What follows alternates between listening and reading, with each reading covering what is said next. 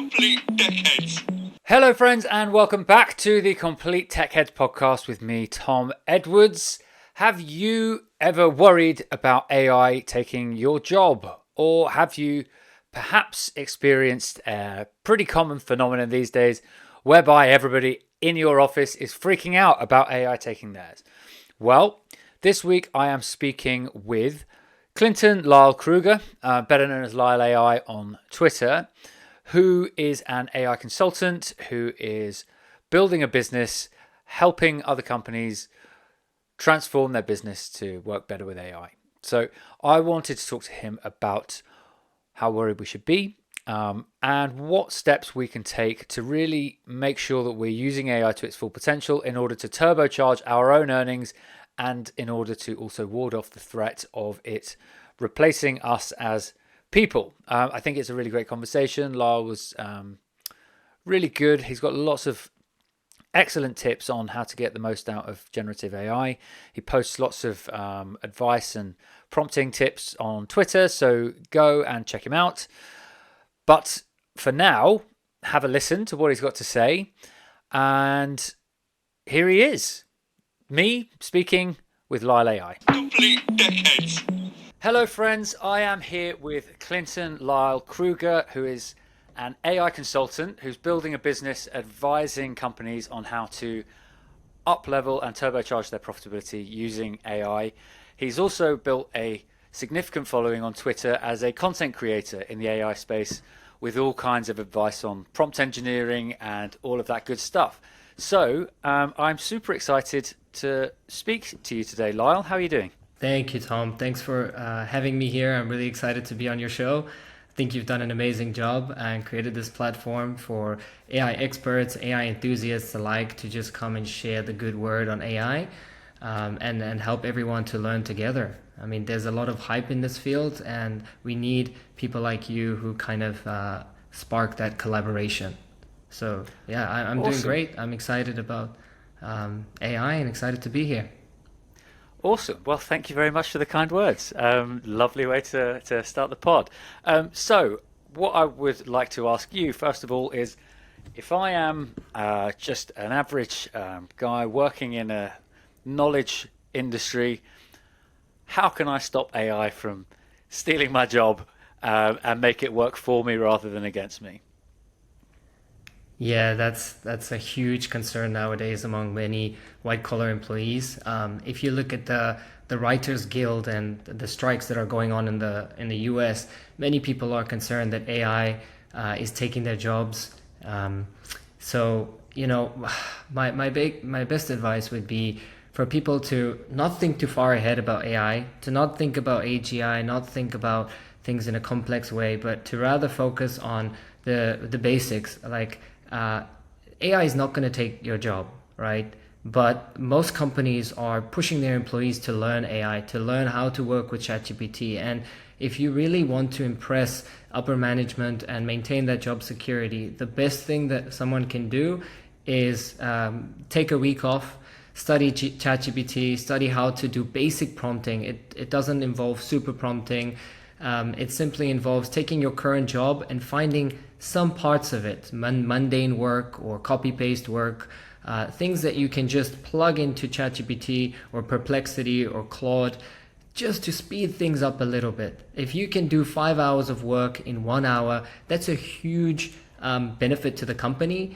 And there's no way an employer would consider laying someone off at this stage if you can create that kind of output. However, if there are members of a company who are reluctant to study, to invest their time in learning more about AI, I think their days are pretty much numbered, and we'll see more and more jobs becoming redundant in the future. Yeah, I guess it really is like a pretty stark choice, right? You can become a 5x employee Yeah. from where you were before, or Yeah. you're going to watch other people becoming a 5 or 10x employee, and if you're not one of them, then you're going to start to stand out, right? Exactly. And the thing is, you don't need to go out and study how LLMs work and how you can train your own local model, how you can build these AI SaaS tools. I think there's so much hype around how to get super rich with AI now. It's usual in a hype cycle, but the focus really should be the small mundane things and tasks you do on a daily basis, and just find a short way to automate it. So if you don't mind, I have a short tip I'd like to give about that. Everyone has a mobile phone, right? So if you can download the ChatGPT app on the mobile phone, and it has a very simple user interface. So right next to the send button, there is the speech to text voice recorder. And that is such a hack. If you can just tap that button and just let your thoughts loose. Just ramble on about your work, ramble on about a meeting that happened, about your tasks that need to get done. And then once you're finished, take that text that it generated, copy paste it into ChatGPT. You can do it over AirDrop immediately into a prompt that'll just organize all that jibber jabber into like a bullet list. And it's just insane. It's like a next form of journaling, and it's one of the most effective ways to speed up your productivity immediately. I love that. That's really cool. So how did you get into this world? Like, what's your background? How did you kind of come across this, expertise that you now have in AI and start using it to build a business? Mm-hmm. Good question. First, a little bit about my background. I spent a few years working in strategy consulting. This was right after I finished my bachelor degree, which was also in investment management. And I spent a few years in strategy consulting, but I wanted to work with companies that were struggling. So specifically, I wanted to be a turnaround specialist. And I noticed that a lot of the big consulting firms, they were working with large conglomerates, and they weren't really interested in these small mom and pop businesses. So I lost interest in that field.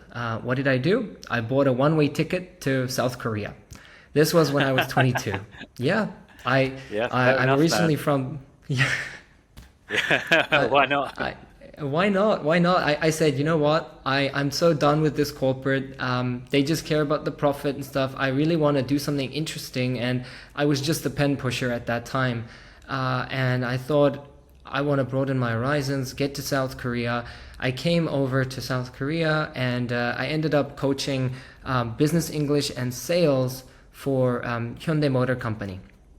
Okay. During that time, I also kept studying. I did an MBA, also business related, just kept to that kind of field.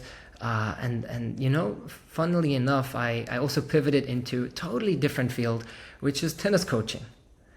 So oh wow, super okay. diverse. Man, Yeah. I'm a big tennis fan. It's Oh, not a really? tennis podcast, Yeah. but man, I could sit here and talk all day about tennis. Amazing. Yeah, for sure. Yeah. Um, Yeah. yeah, that's awesome. Awesome. Because about 3 years ago, the tennis industry in Korea was starting to boom.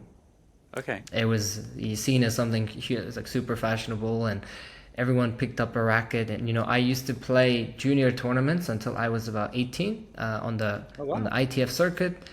And then I started coaching in Korea while teaching corporate business English up until last November.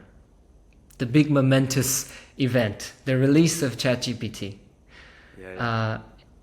At the time I was creating lesson plans for my students, and I found out ChatGPT just released, and I tried to create a lesson plan, and I was just shocked.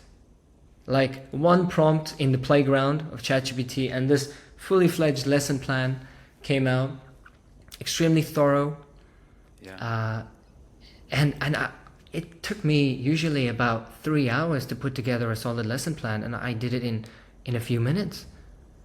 And I thought, no, this must lead to something, surely. And my mind just started going crazy, right? So many ideas. I'm sure you had the same when it released, right? Sure, yeah, totally, yeah. So this would have been GPT-3, would it, or 3.5? This was GPT-3, yes. Yeah, okay. 3 right prior to 3.5. Mm-hmm. Okay, yeah. And my first thought was, okay, I have this tool at my disposal. Probably most of the world is unknown is like unaware of it yet. So how can I use this to make money? I think a lot of creators, a lot of people thought about that at first. So I thought, I'm in Korea. There's a lot of translation work from Korean to English and vice versa. That's how I got my start. I applied to as a freelancer to translate as many technical or non-technical pieces of text from one language to another. Got a lot of clients at the start, but I realized honestly I'm not thinking big enough in this. I need to shift to other ideas.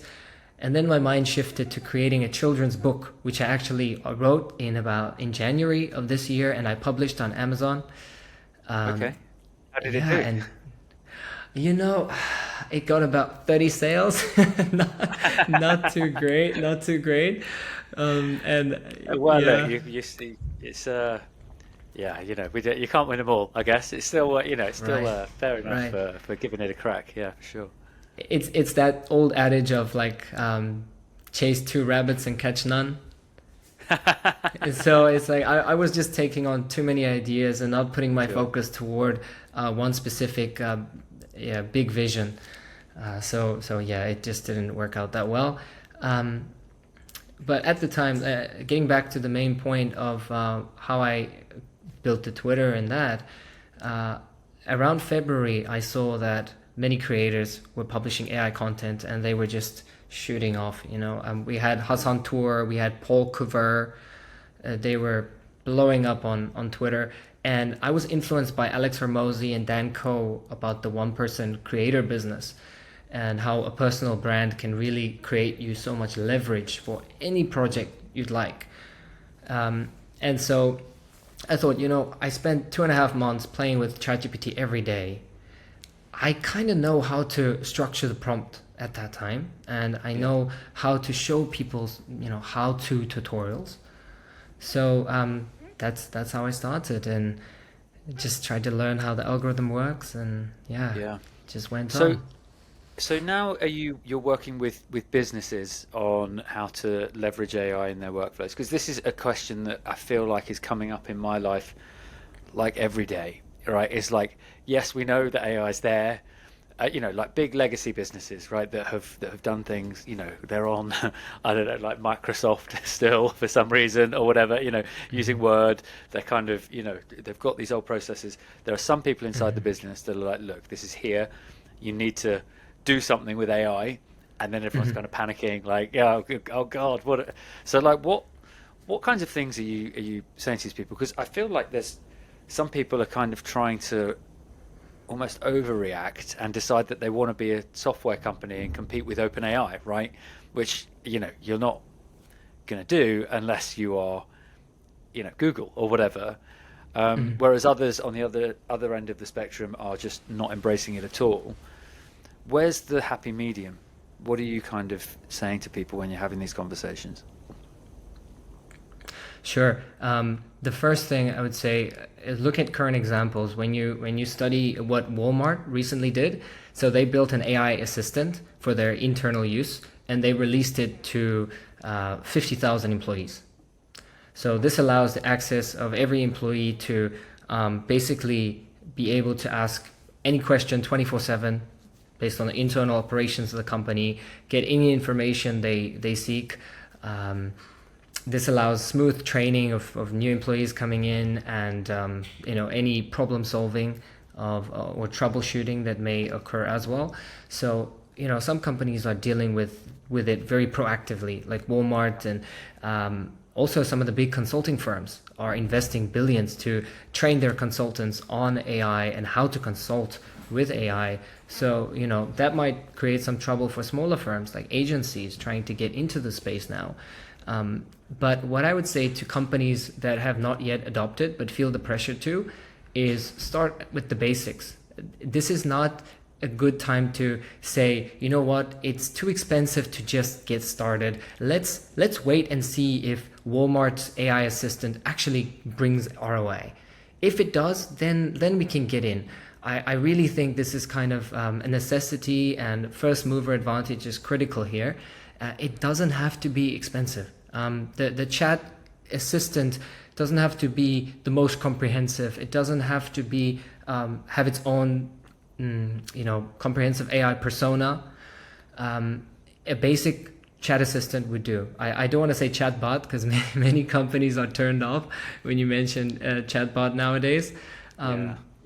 So a simple chat assistant goes a long way to answer customer queries, to ensure customer satisfaction, to handle some lead generation, to keep the users inside the company's funnel, to use their queries and basically match the most suitable product or service to that user.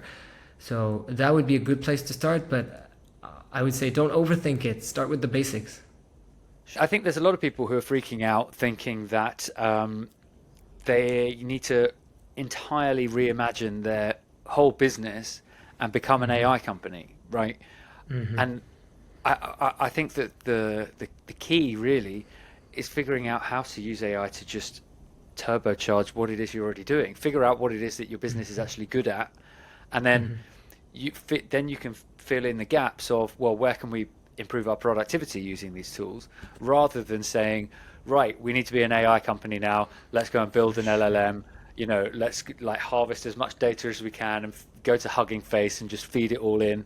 It's like, I think that bit of figuring out where AI can be useful and also figuring out what you shouldn't be doing is like part of the challenge for so many like businesses that I speak to at the moment. Exactly. Right. And in this case, that's where the consultation is so important, and a consultant's job is not to go and just recommend building a custom LLM. It's not to say, AI first is you should head into the AI sphere.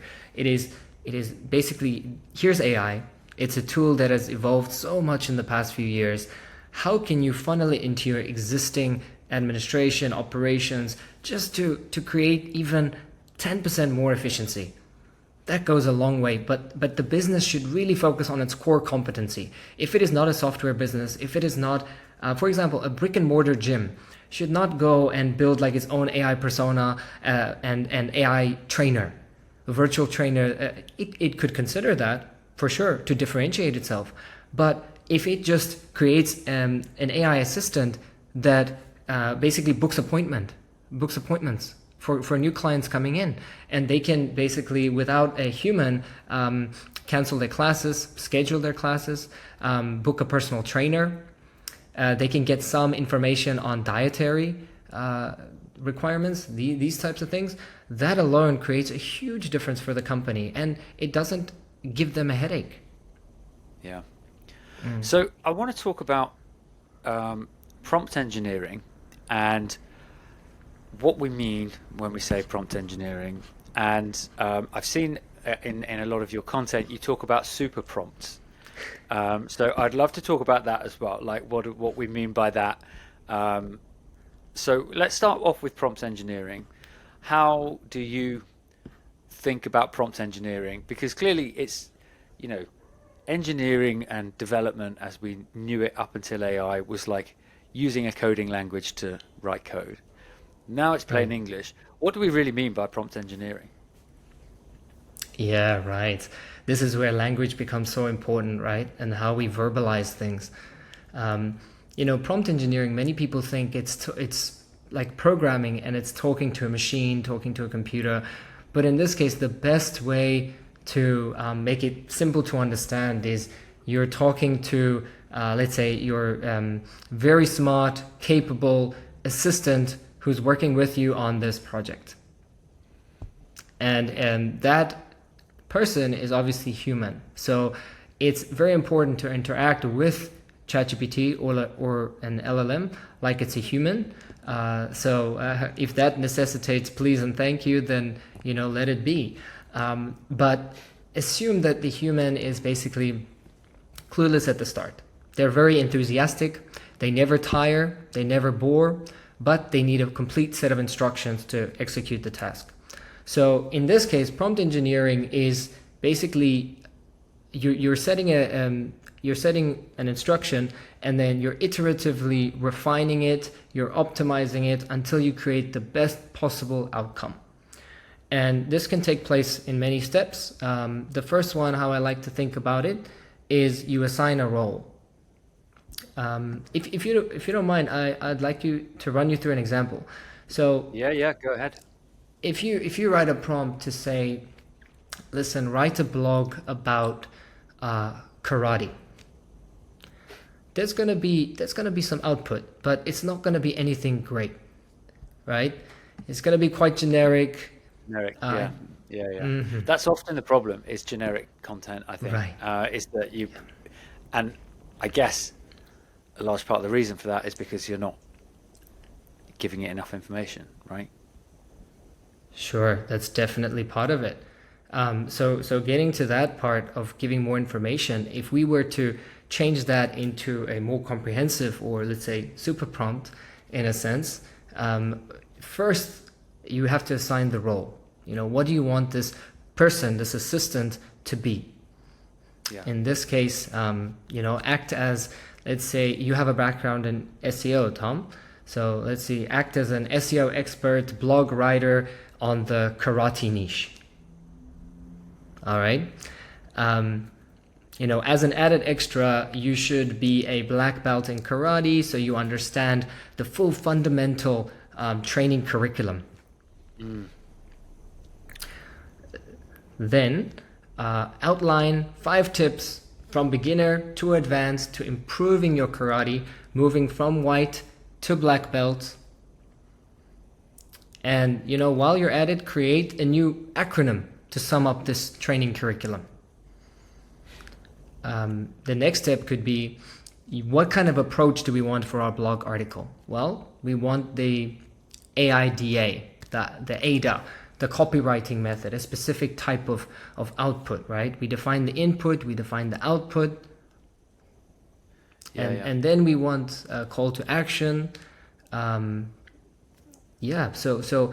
basically, back to the point is like, you assign the role, define the input output, and then give it samples. This is what I want it to look like, and specify the length. Just walk it through each step. That's the key here. I like that, because that also is allowing you as a creator or whatever it is. You're using your knowledge as well, right? You're using your knowledge of writing techniques. You're using your understanding of karate, to an extent, and obviously as you get more in depth, you explain more. The more I feel like the more of an expert I am on a subject, the more the better output I'm able to get from ChatGPT, because I know exactly what to ask for, right? And it's exactly. You do find, because a great example of this I think is with developers, right? So I'm not a developer, I've got some cursory knowledge of JavaScript and HTML, but I'm not a developer, and so I can use ChatGPT to build a website, right? But it'll be really shit, and it'll take me forever to iterate over what I want. So I'll forever be saying, oh no, not like that, like this. Oh no, do it this way.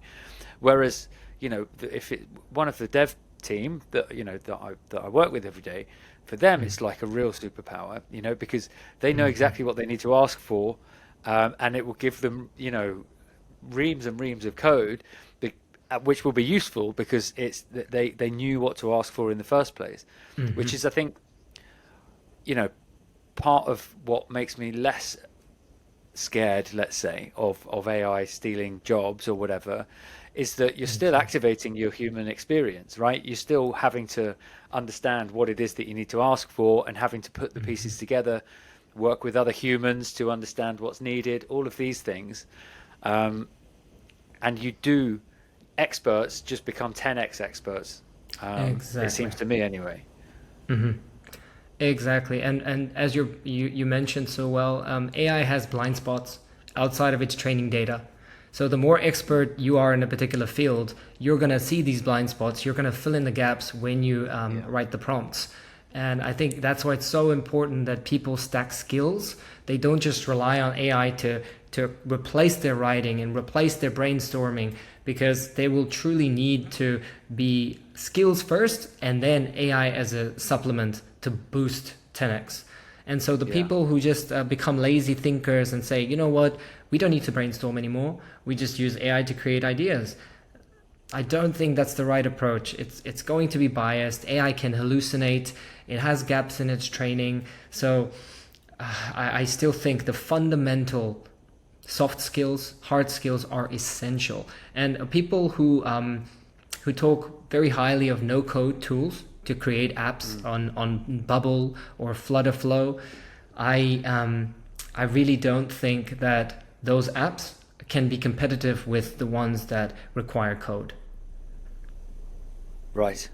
Yeah, no, I agree. I agree with that. I think you, we still live in a world where to do something really well, you still need a human expert, right? Like there are, you can't, I can't be a real genuine, expert of 10 years in, writing Python code because I've got ChatGPT, right? Because I don't know what to prompt, right? So Exactly. if so, I don't, I've got no idea what I'm asking for, right? So you can't just say, write me some Python code, please, and then you get some, you'll get some code for something, but it's not going to be useful to anybody, right?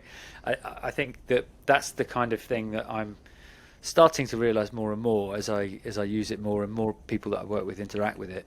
Your expertise is still valuable.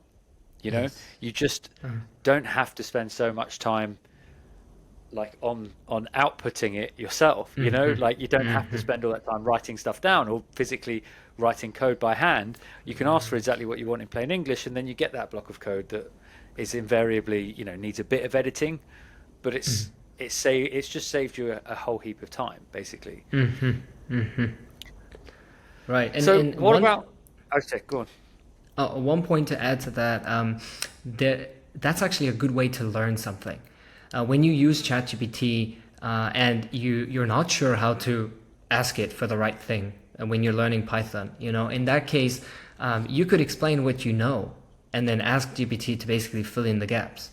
That's a very effective way to get feedback from ChatGPT and fill in your own gaps of knowledge, and then use that to build some projects, and then ask it again, like, hey, I'm stuck here. What could the possible problems be? So as a learning tool, I think it's incredibly effective. But to use it to actually build, the app or the website using Python, I think, gotta hit those traditional Python books and courses as well. Yeah, yeah, yeah. Do you still read books? Does anyone? There's not so Yeah. much book reading going on these days. I used to read so much, and I struggle now. My brain has just been addled by social media and video Yeah, content, vertical honestly, video. It's just exactly. killed me. Yeah. Twitter is making it so difficult too, because every tweet is like a value bomb in and of itself. And if you move from one tweet to the next without thinking deeply and reflecting on the content in the tweet above, it's just my brain just gets used to switching, especially as a content creator. I try to give about 100 replies a day. So there's a Wow. lot of tweets I need to read and reply to, and then switch my focus to the next tweet. So to get through a book, it's a different mindset for sure. Yeah, yeah. So I guess it sounds like you're sort of really actively growing your audience at the moment, right? Like the replying, the engagement. How frequently are you posting? I'm posting about 4 times a day. Okay, and 100 Yeah. replies a day. And 100 replies a day. I'm at about 50 DMs per week. Okay. Yes, and I try Serious. to balance. Yeah, yeah, serious for sure. In the past, I made a mistake, like many other AI creators, to focus solely on growth content. Those tool lists and only Yeah, yeah. prompt lists, and those things. But the problem with that is you attract very weak followers, and these followers do not convert to people supporting your personal brand, or they don't convert to leads for your AI agency, the one that I'm building now. So I had to, maybe about 2 months ago, I started pivoting to balance value content and growth content. So I incorporate voice or video I incorporate personal branding, things about my life or things about writing or building this agency, ask engaging questions, have polls, and then also still keep those evening posts, the long form, because the algorithm prefers that, and also the prompts tend to bring the most followers, but the questions tend to build up the personal brand more. So a balance is definitely necessary. I saw Elon Musk posted a stat about long form posts Yes. today. I don't know if you saw this. Yes, I saw it. So Yeah. long form posts on this platform are now at 3 billion views per day and rising. Insane. That's Yeah, it's just incredible. crazy numbers. And then he said this is roughly on par with all newspaper article views on Earth. It's like it's mad numbers, isn't it? And then I also saw that apparently Facebook are now trying to encourage more users to make their posts public. So they're doing, like prompting in a different sense, prompting humans to open up their posts, which makes me think that they're clearly watching what's happening at Twitter X, and Sure. thinking Uh-huh. that yeah, this is a worry, because like this, it feels like the platform is just going mad at the moment, to me anyway, and certainly for Right. like creators like you. I'm following so many like different AI creators. I had one, Alex Northstar, on this Oh yeah, podcast yeah. a I know him few very weeks well. ago. Yeah, Yeah, yeah, it's a cool yeah. guy. Really like him. Very nice guy. We had a call 2 days ago, Okay, and yeah, just nice. great guy, very enthusiastic, and is a Yeah, yeah, huge player in the lovely AI guy. space. Yeah. For sure, yeah, no, I like him a lot. But yeah, so I'm following all these people, like lots of people like yourself who are just like you. I think that you said the value bomb, was that your word? Yeah. Yeah, right, value Value. bomb. Oh It's like that's yeah. a great terminology, because it's like shit, man.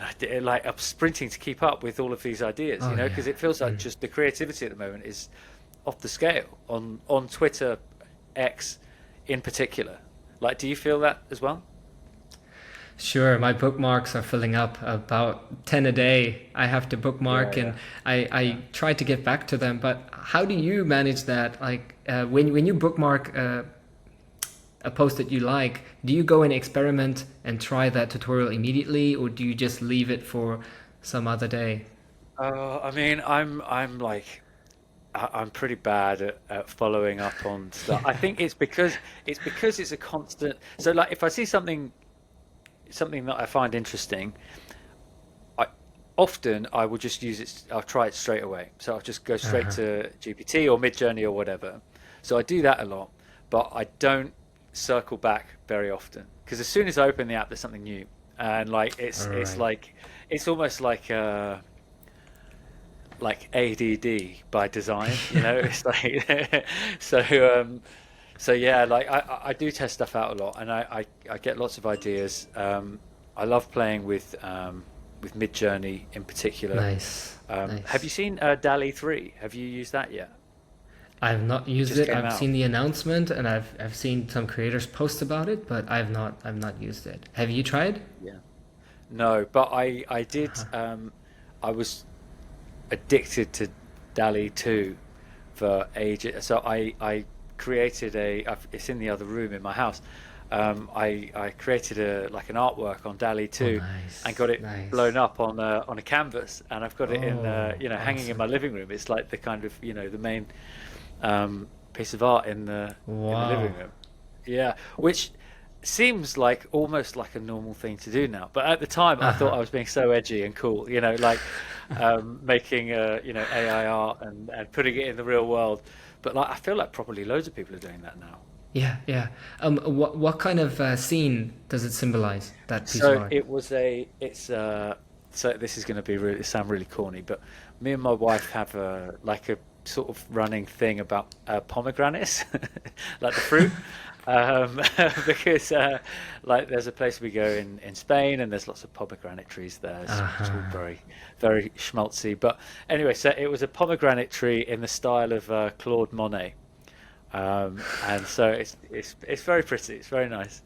Um, so yeah, and so I blew it up because you have to get the right resolution, I had to drop it into Photoshop because it wasn't big enough, and I had to drop it into Photoshop and blow it up, and then yeah, got it put on a canvas.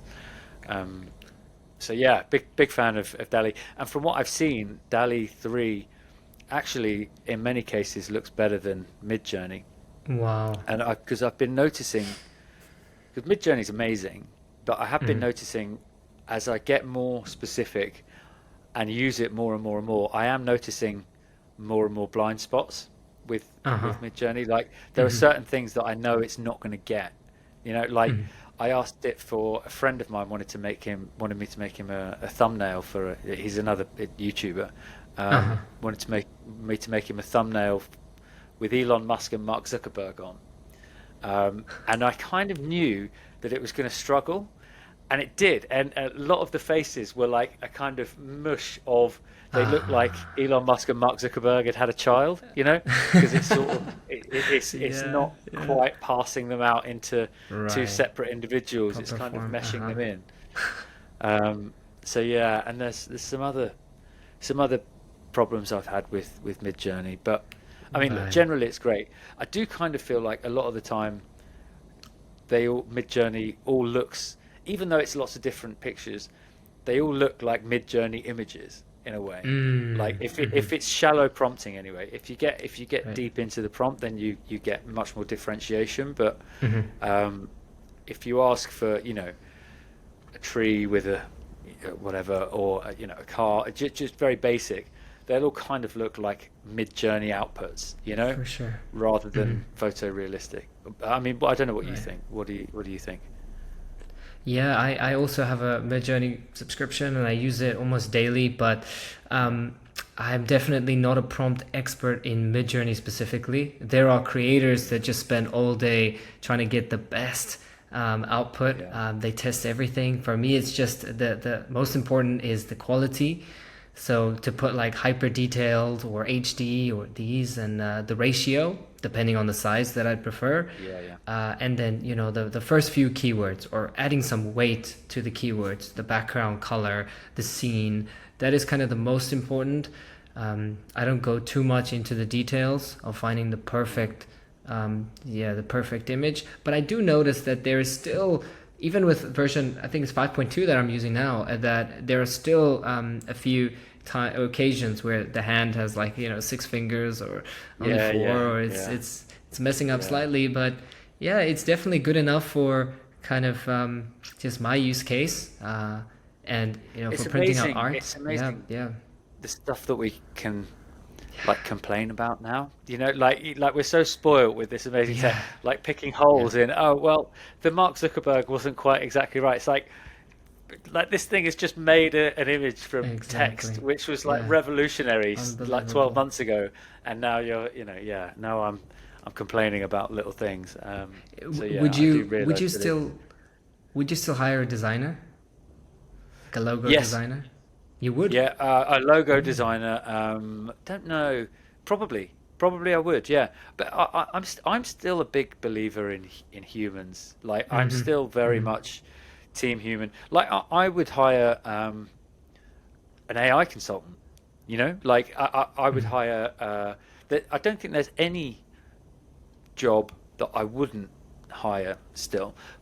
Like a content writer. I work often with like former journalists who write content. I would hire them. I would hire designers. I would hire videographers. But I would also recommend to any designer or videographer or content writer to be using AI tools, right? Because I still want someone to edit it. I still want someone who's an expert, like we were saying before, someone who's an expert to, work with it, to do the prompting, to make sure that it's in the perfect, shape. You've just got a really, really amazing inspiration and editor. So yeah, would you hire a designer? I don't think so. I think Really? Okay. for certain cases, when it comes to writing, like writing blog posts, writing content, I do not think I would use a designer, a writer. I would also just use GPT and then try to edit it or proofread using GPT and using my own kind of writing skills. If in the But terms, but but you just, sorry to quickly jump in, but you are still using your own writing skills, right? So oh, if you like, you're still using yourself as an editor, as a yes, human.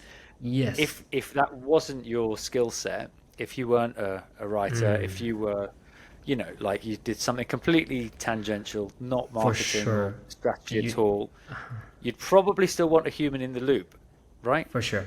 Yep, for sure. Yeah. If it's not Anyway, part of sorry, my I cut skill you off. set, I would. No, no, no. If it's not part of my, that's a valid point. If it's not part of my built up skill set, I would definitely outsource it to a human to at least overlook the process and to maybe have a final proofread of the Yeah. final piece before posting. Yeah, Because like, for sure. if you think what's going to be better, if you've got a really important piece of writing, right? You've got three options, right? You do it yourself with ChatGPT. You hire an expert writer to do it for you, or you hire an expert writer who works with AI tools every day and is really turbocharging their own creativity and style and quality of delivery. I think that option three, the expert writer who's also an expert with AI, is going to give you like by far the best product out of those three options. Absolutely.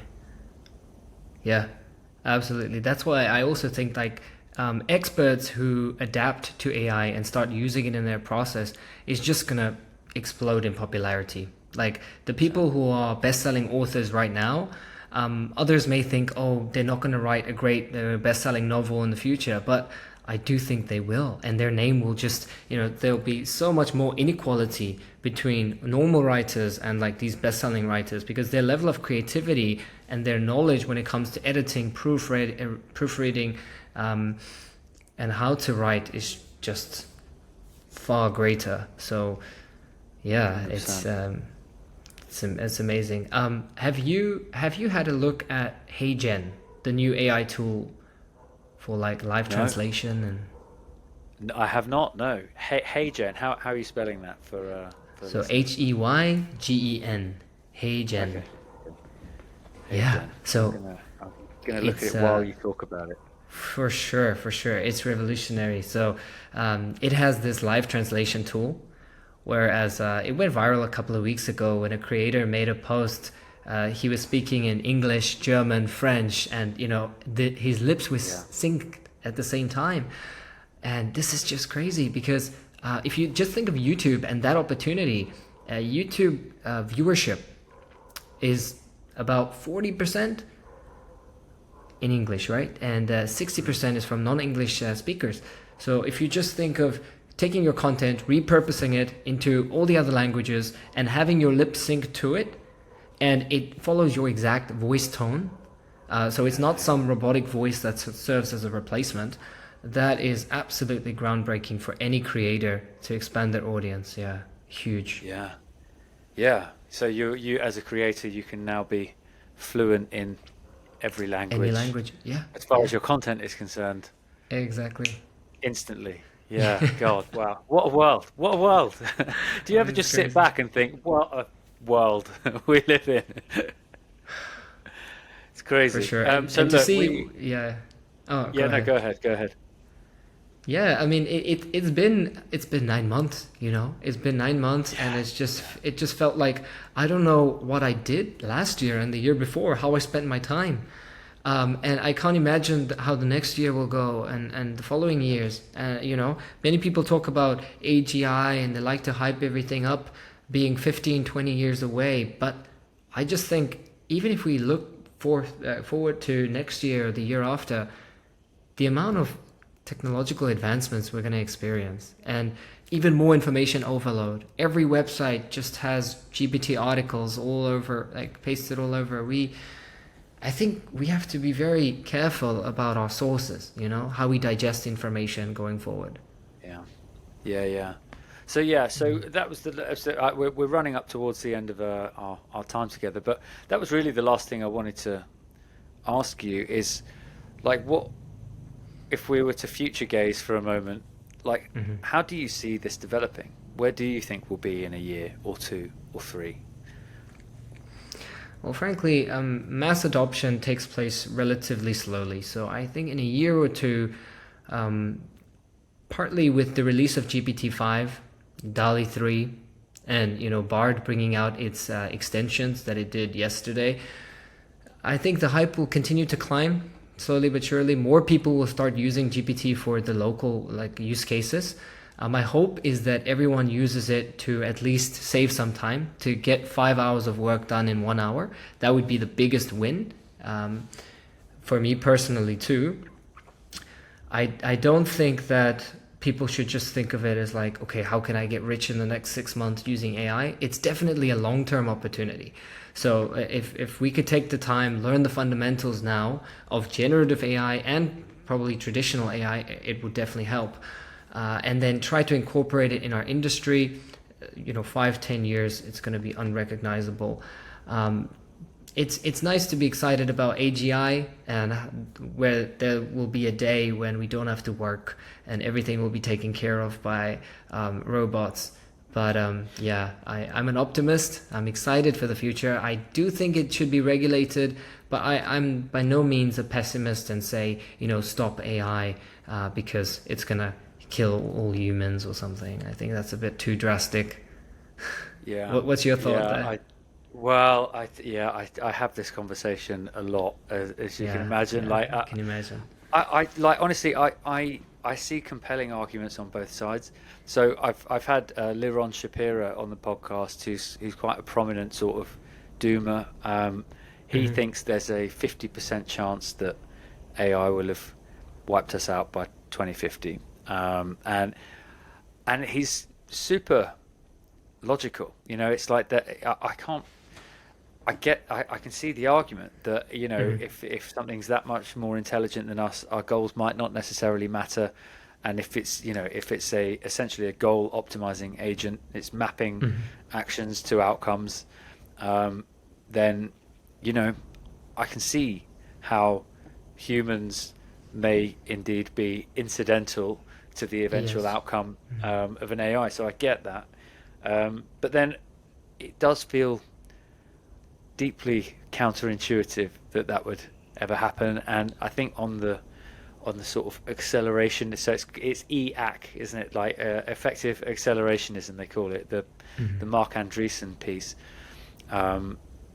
which is essentially saying we remain in control of it. I think one of the best arguments in favor of the fact that it won't kill us, one of the most reassuring arguments for me, is like competition. I almost think capitalism might save us. It's not like there's just one super intelligent being that's in charge of everything. Actually, there's loads, and they're all kind of competing with each other, and a lot of them are obviously very public, very open, and so it's not like there's one agent that's going to just boom. I don't think because the worry is that one becomes self-improving and then gets very, very rapidly smarter than all of the other ones, and I think there are so many that are kind of compete. If you look at just in the industry now, we're talking about Midjourney and DALI 3. It's like, well, they're comparable. They're competing with each other. They're getting better, but it's not like DALI 3 has suddenly destroyed Midjourney. Actually, this. And the same goes with, we're talking a lot about Claude at the moment versus ChatGPT and all of these things. So the short answer is I don't know. I hope we survive, but yeah, we'll see. Well, look, anyway, I'm aware we need to sort of start wrapping up soon. So I would love to just get from you what you've got next, what you're excited about, and where can people keep up with you. Sure. Yeah. Thanks again for having me on. It was such a pleasure. So for me, I'm busy building the agency. It's called Venera. You can find us on venera.agency. We're basically an AI automation agency that helps businesses implement AI solutions, from chat assistants to automations, to basically increase profitability, save costs, and depending on the business needs, we can solve for almost everything. Aside from that, I'm growing the creator business, And I'm also looking to start my newsletter because I'm optimistic about the newsletter space in the upcoming few years. And that's going to be mostly based on prompts and actually prompt engineering and dissecting prompts into various steps on a hopefully daily basis. So I'll do my best with that as well. Awesome. Well, make sure you drop me a DM when it goes live. I'll definitely Sure. be keen to share it with my audience as well. Well, look, Appreciate that. Clinton Lyle Kruger, Lyle AI on Twitter, as I knew you up until today.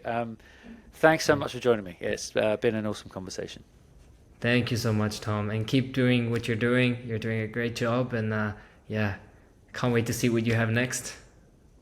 Awesome. Thank you very much. Take care. Awesome. Thank you so much. Take care. Bye.